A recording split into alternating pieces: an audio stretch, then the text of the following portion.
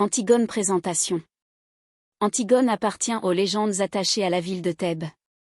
Elle est l'une des enfants nés de l'union incestueuse du roi de Thèbes Édipe et de sa propre mère, Jocaste. Antigone est la sœur d'Ismène, d'Éthéocle et de Polynice. Elle fait preuve d'un dévouement et d'une grandeur d'âme sans pareil dans la mythologie.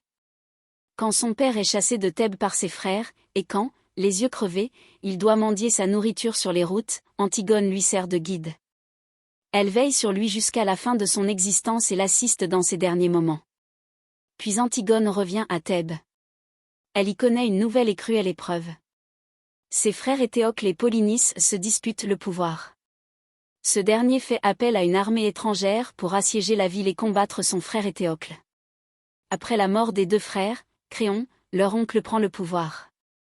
Il ordonne des funérailles solennelles pour Éthéocle et interdit qu'il soit donné une sépulture à Polynice, coupable à ses yeux d'avoir porté les armes contre sa patrie avec le concours d'étrangers. Ainsi l'âme de Polynice ne connaîtra jamais de repos.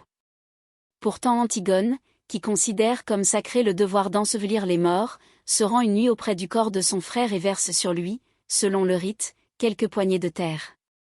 Créon apprend d'un garde qu'Antigone a recouvert de poussière le corps de Polynice. On amène Antigone devant lui et il la condamne à mort.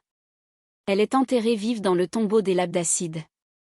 Plutôt que de mourir de faim, elle préfère se pendre. Aimon, fils de Créon et fiancé d'Antigone, se suicide de désespoir. Eurydice, l'épouse de Créon, ne peut supporter la mort de ce fils qu'elle adorait et met fin elle aussi à ses jours.